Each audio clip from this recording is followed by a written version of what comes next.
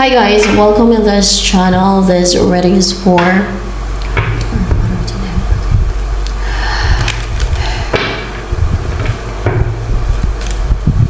collective. Your energy at this time, so energy of collective around this time.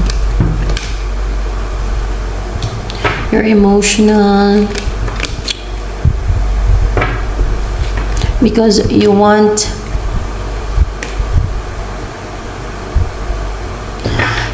this life na fulfilled, ano yung wini-wish mong buhay, happy kayo ng person mo, gusto mo mag-offer ng love offer, or maybe gusto mo mag-offer sa person mo sa'yo ng love offer, or gusto mo mag-offer kay person mo ng love offer, pero merong against dito. Ano to against na to? Fallen angels. Yeah. Kung ginagamit lang nila yung mga tao para gagawa ng mga deceit, scheme, like mga witches, wizards, warlocks, evil magicians, ginagamit nila yan. Yan ang example. And of course, yung iba pang mga evil na klase ng tao, ginagamit yun ng mga fallen angels para madlang sa mga happiness ng iba, relationships ng iba, gagawa ng mga deceit. So, yung iba naman napapagamit na kahit alam nila nga nakikita ng Diyos at paparusahan sila ng Diyos. Dahil ang pinapairal din nila, inggit, inggit o pagkagahaman, basta ganun, hindi naman yan eh. So, more information sa'yo. Meron ka self-love and self-worth, and naglalagay ka ng healthy boundary or may boundary ka, no? Or maybe meron kang kinat-off sa buhay mo para hindi ka gaano nag-overthink at para walang makapang-abuso sa'yo, para walang makapang-take advantage sa'yo, para mawala na yung mga toxic sa buhay mo. Kung ano mo yung reason mo. Sharpen clear mind mo, you're logical, mag-isip. So, more information, you're courageous and brave na mag-cut off ng mga ano ba itong kina-cut off mo sa buhay mo. Mga kaaway. This is people na mga toxic at mga kaaway, no? Mga mahilig makipagkumpit, mga gusto mong mahumadlang sa mga goals mo or mga fallen angel. Ano ba ito mga kinakat off mo na ito na 5 of Wands? Fallen angels ba yan? Let's see. Hindi, mga kaaway ito. Kaaway talaga, oh. Mga kaaway. Yan, mga kaaway, no? Mga enemies mo. Mga gustong mangialam sa buhay mo, gustong hadlangan ang mga goals mo. Di ba sila marunong mangarap ng sa kanila? Hindi nila matanggap na may pangarap yung iba, na may marating yung iba, gusto nila hadlangan. Kasi nga, sinusunod nila yung devil. Sinusunod nila yung evil forces, fallen angels. Kahit alam nila ikaka-impyerno ng kaluluwa nila. Kahit alam nila ang temptation yan ng fallen angels para makuha ang soul nila. Well,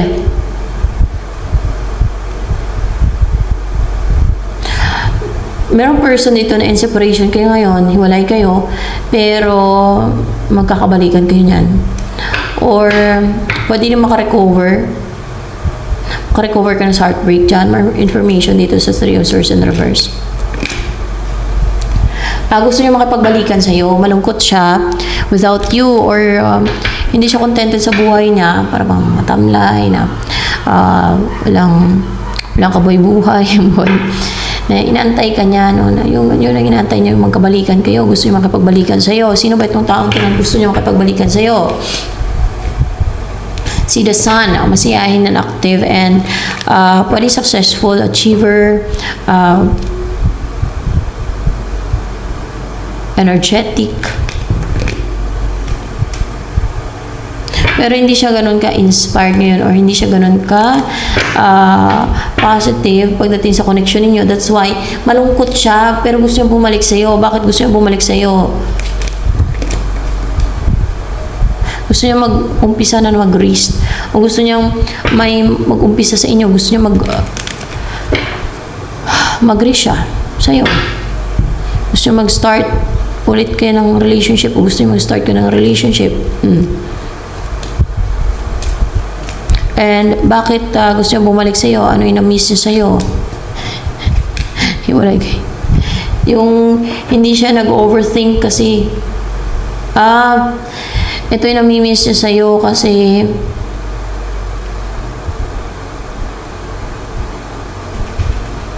hindi kayong parang praning. Hindi ka nag-overthink hindi kayong parang pag nag-overthink ka kasi parang silosa, mga ganon, di ba? Hindi ka silosa. Hindi ka siloso kung lalaki, hindi ka silosa kung babae ka. Kung lalaki ka ay hindi ka siloso. Hindi kayong nag-overthink na, ay baka kasi ganito yung person ko, baka nakipag relasyon sa iba, baka na-cheat. Hindi ka kasi silosa, hindi ka siloso. So it depends, babae ka man o lalaki. Sino makaka-resonate dito? Yan. Hindi ka daw silosa, hindi ka siloso, ganyan. Kaya, yun ang na-miss niya sa'yo, no? And then, ano pa?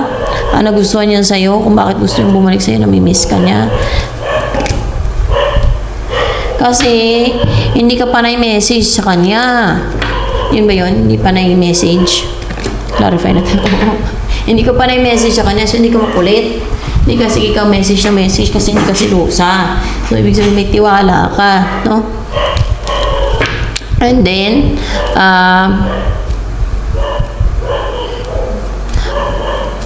nung kayo ba nag-cheat ba yan sa'yo? Oo, nag-cheat siya. No? Kayo ba? Pero hindi ka silosa. Or hindi ka siloso, no?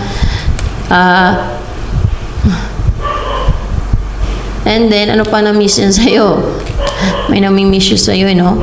Kasi,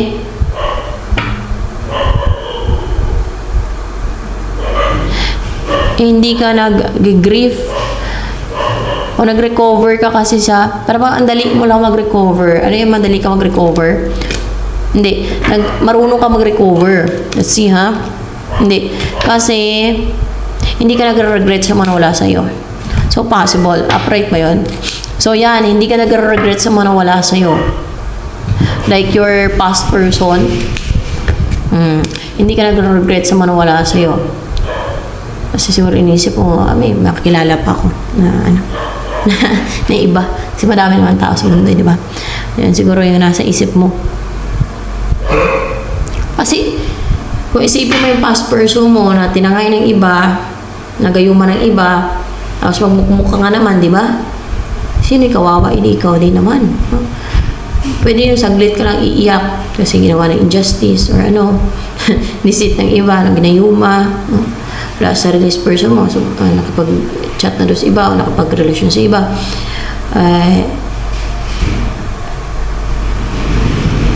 Kailangan naman forever kang iiyak. Kailangan mo din mag-recover at isipin mo, madami ka pang pwedeng magawa sa buhay, madami ka pang ma-achieve, or madami ka pang tao makikilala na pwedeng mong makarelasyon at yung maging loyal and faithful sa'yo kahit ginagayuma, kasi uso talaga dito sa mundo yung gayuma, mga deceit na yan, no? Mga tibay lang talaga kumbaga, kahit ginagayuma ay yung loyal sa'yo ba, yung faithful sa'yo, merong ganun, no? Kahit ginagayuma, meron mga ganun. Kahit ginagayuma, faithful and loyal. Meron daw. Kung kahit ginagayuma ng iba, ay faithful and loyal siya sa kanyang karelasyon. Meron na.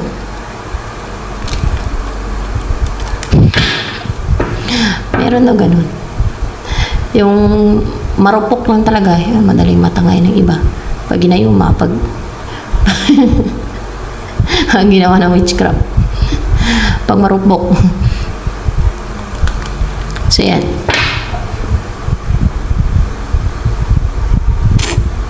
Well, hi.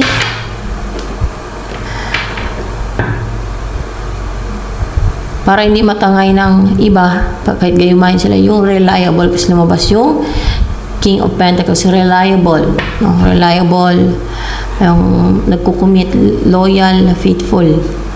Yan ang dapat hanapin na maging partner. Kasi kahit gayumahin yan, hindi yan madadala ng gayuma. Ang mga ganun, klase ng person. Meron daw eh.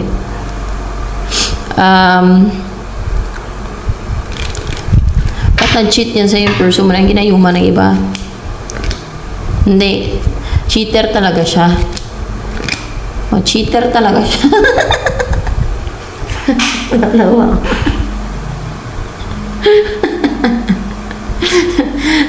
Cheater daw talaga siya eh.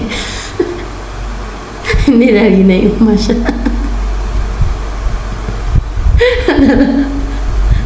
Hinatawa sa cheater. Ay, nako. Nawain nyo na lang. Pag cheater makatapat nyo ba? Makilala pa kayo na hindi cheater. No?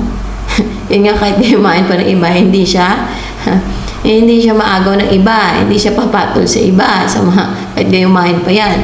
May ganun talaga, person. Kahit ipahawak niya pa yung, kung lalaki man yung person mo, kahit pahawak niya pa yung suso, ayaw niya yan. Kahit pahawak pa yung puki. Ayaw niya yan. Baka mandiri pa. Mukha. Dumi mo kasi naman sa basic ko. Baka magalit pa. Baka magalit pa yung person mo. Diba? Kasi merong ganong klase ng babae. Nakwento sa akin yung asawa ko mismo, ikwento ko sa inyo, na meron daw ganong babae. Yung babae na may mga anak daw yun. Eh, binata pa yung asawa ko nun. Hindi ko pa asawa eh. Eh, nagustuhan niya yung asawa ko. Hindi naman kagwapuan yung asawa ko, pero masipag naman kasi sa trabaho yan. Kaya, mahalo naman kasi siya para mga responsable. Kahit hindi man ganun kalaki yung sahod niya na minimum lang. Eh, masipag siya magtrabaho. Eh, nagustuhan siya nung babae may anak, may mga anak siya. Pero, naisip niya, yun naman pakain yung asawa ko ng mga anak niya. Pagka pinatulan niya sa asawa ko, pinahawakan daw yung niya suso. Kinuha daw yung kamay ng asawa ko, parang kaibigan ba yung asawa ko ba? Tapos, kinuha niya daw yung kamay ng asawa ko. Tapos, hindi ko pa asawa yung asawa ko nun. Yung binata pa daw siya. Sa Basico ba yun? Kasi may bahay siya dati sa Basico eh. Pero bininta niya. Kinuha doon ng babae yung kamay ng asawa ko. Tapos, nilapat niya sa dibdib niya. O diba? Anong kasi ng babae? Parang malala pa, parang pukpok. Buti kung sila na. No? Na may nangyari na sa kanila, sila na. O nagsasama na. Eh, syempre, kahit kayo pa eh. Tawa. Pag may nangyari sa inyo, pwede na yun. Diba? Pwede na yun. Kahit lukuluko yun pa yung kahit na yun pa yun eh. Kahit na kahit na hilain mo pa yan siya. Paglaruan yung kanya ko. Kung may nangyari na sa inyo, o nagsasama na kayo, di ba? Eh, Diyos mio. Gawain ng gawain ng kaya na nga bahala basta may mga ganun. Parang walang hiya ba na ni katiting na may ganun talaga. Ayun ang asawa ko. Hindi niya type. Ganun daw siya. Pag hindi niya talaga type, hindi niya type. Ayaw niya. O hindi niya type, hindi niya talaga ayaw niya. Ganun siya eh. May ganun kasi ng tao na pag ayaw niya talaga. Kahit pahawakan mo pa yung mo. Oh my gosh. Natay pala ako niyan dati kasi bata pa ako noon. 19 years old. Tsaka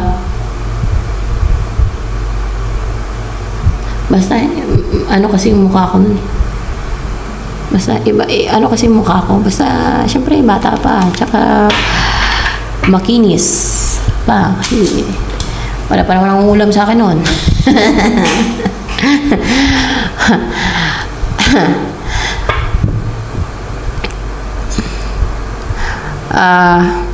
So let's proceed sa reading.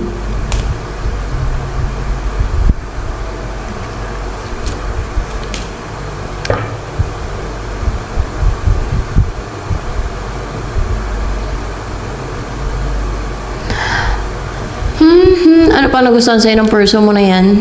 Bakit na-miss ka daw niya? Baka na-miss niya yung ano nyo, ginawa niyo dalawa kung may ginawa na kayo. Kasi ano ka daw, confident, secured, independent, stable, comfortable, and kasi ano kayo, nag-i-invest din yung ano kayo, there's equal give and take sa inyong dalawa, hindi kayong puro take lang, marunong ka din magbigay. Yan. Yan ang nagustuhan niya sa'yo. Yan ang na-miss niya sa'yo. Kasi giving ka, no? Generous. Or, marunong ka din magbigay. Hindi puro lang take, ganyan. Parang kasi sa relationship, dapat there's equal give and take. So, kaso lang, cheater talaga siya. Baka sinumpa siya na maging cheater. Ayun, naging cheater siya. Sinumpa ba yan para maging cheater? Baka hindi naman talaga siya. Hindi naman daw, cheater lang talaga siya. May ganun kasi na cheater talaga guys eh. Mapababae man o lalaki. Pero pag nahanap na nila yung the one, tumitigil naman yan. Tama ba? Pag mahanap ng cheater yung the one talaga, tumitigil na sa pag-cheat. Siya. Hindi.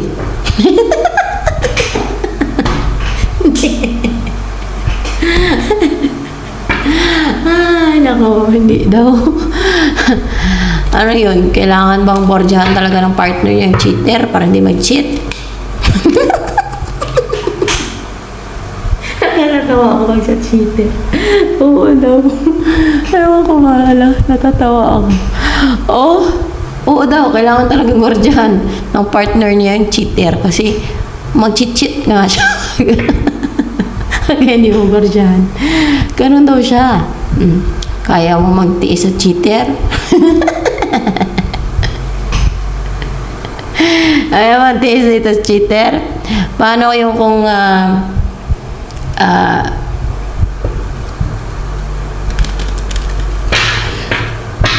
kayo magsama, mag-cheat pa ba sa'yo?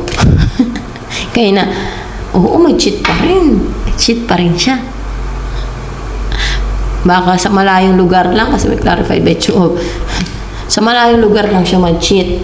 So, ganun talaga siya. Cheater talaga siya, guys. Hindi naman din. Hindi daw yan sumpa sa kanya. Kundi, cheater lang talaga siya. Ano yun? Nakipag-sex siya doon sa ibang, ganun. Oo, nakipag-sex siya sa iba. Ganun daw talaga siya.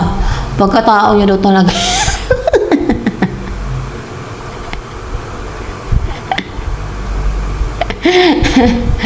Ay, nako. Pag mapanood ba ito ng mga cheater, matatawa sila dito. Sa cheater. Oo daw.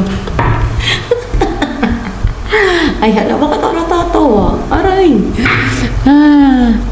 Well, ay pag nag-cheat ka, may nahuli mo mag-cheat, nag-cheat siya, titigil na siya mag-cheat. Titigil na, umpisa na siya titigil mag-cheat pag nag-cheat ka. Ayun. Yun ang solusyon. Ano forever na siya titigil mag-cheat. Forever na siya titigil mag-cheat. Pag nag-cheat ka na din. No? So, mag-cheatan kayo na. Cheat. Pag wala ba siya pag ikaw nag-cheat? Pag nagsama kayo? Hindi naman. Makarealize lang siya. Doon siya makarealize na ang sakit pala pagka nag-cheat yung partner mo. So, hindi niya nagagawin sa'yo.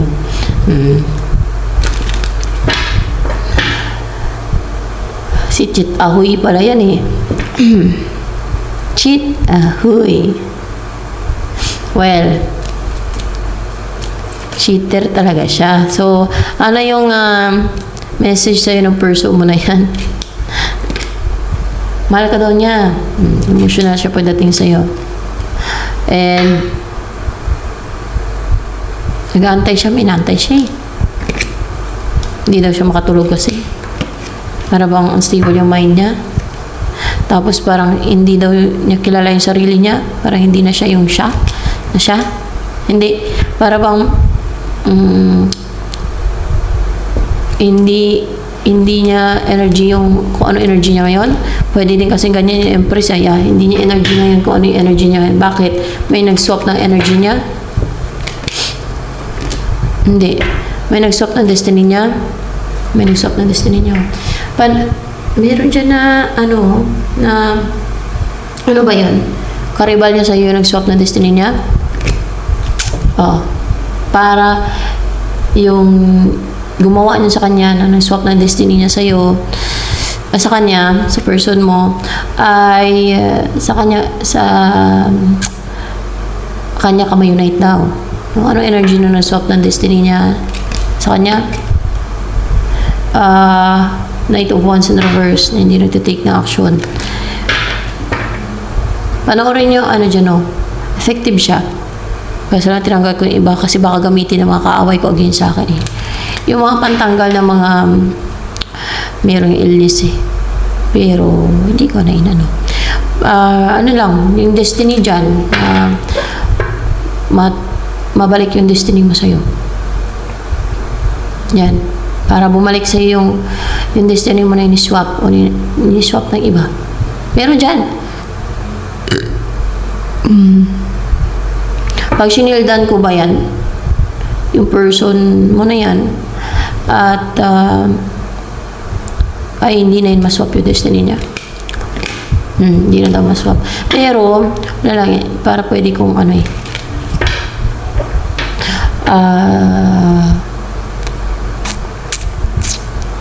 wala lang, never mind.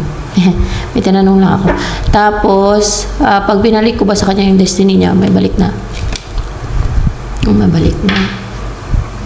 Pwede pa through this. Habang nagtatara, ka. Sige, balik natin. Ang ini-swap na destiny ng person ng naridingan dito, na naswap daw ang destiny dito, ay binabalik ko sa kanya ang kanyang destiny at tinatanggal ko sa kanya ang hindi niya destiny doon sa nag-swap. Ayun na. Ito ay kumaga tulong ko lang, mapapagay lang din ako. Natanggal na ba sa kanya yung hindi niya destiny at nabalik na ba sa kanyang destiny niya? Pero pwede ka manood dyan kasi napagay naman ako dyan sa God eh. Nung paggawa ko niyan, yung video dyan, kahit yung sa spells ngayon matanggal yung, clear yung mga spells ba? Effective siya. Kasi na-experience ko kaso lang, inano ko na yun. Baka magamit kasi ng mga kaaway ko against sa akin eh. Kasi madami ko sa mga atake sa akin, baka magamit nila against sa akin. Yung destiny lang, swap ng destiny, meron dyan, sa mga videos dyan, na pang recover ng destiny. Yan, para kung tingin ninyo na ni-swap ng iba yung destiny ninyo sa destiny nila, may ibalik yung inyong destiny. Ganon. No? Iwala na lang sa God. Hindi sa akin, kundi sa God. At kay Jesus Christ. Manalangin kayo. Yan. Ganon lang. Tulungan na lang tayo kung may tulong natin sa isa't isa. So ako na tingin ko may tulong ako, yan, tutulungan ko din kayo. Ganon. So yan. Hindi ko na lang siya sisildan. No? Manalangin na lang siya. Manalangin na lang siya. Kasi mas powerful ang God. Kung ako lang, may lang naman ako eh. Kita niyo, ang tao lang naman ako ngayon eh. Diba? So, matulong ko na lang yun para maibalik yung sa kanya. Pero pwede pa yung gagawan ulit nung nag-swap. Kasi mukhang gusto ka nitong nag-swap ng destiny niya sa destiny nun. No, diba? Gusto niya kasi makatuluyan ka. Bakit gusto naman sa'yo nung nag-swap ng destiny ng person mo na yan? Kasi submissive ka. At sharp and clear and logical ka mag-isip. Parang may pagka-straight cold. Parang gano'n. Yun ang gusto niya sa'yo. Tapos submissive ka. Yan. Tapos, na-left out in the cold kasi din siya. Parang nag-ghosting mo. So,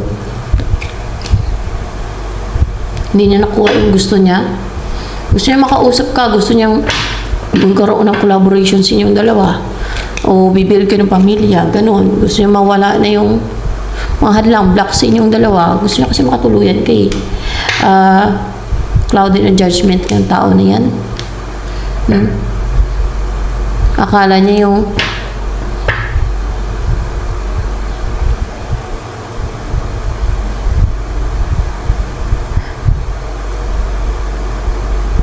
hindi to sumusunod sa rules itong tao na to sa Biblia.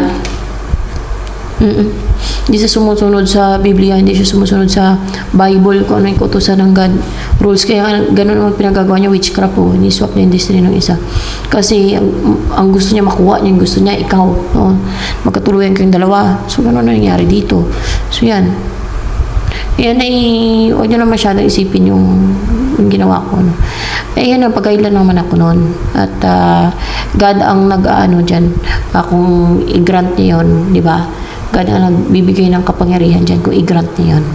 Yan, di ba? At sabi niya naman dito at sa kanya naman ako nagpapaguide at naibalik na daw ang kanyang destiny. So yan. So yan. Ito na lamang for collective reading.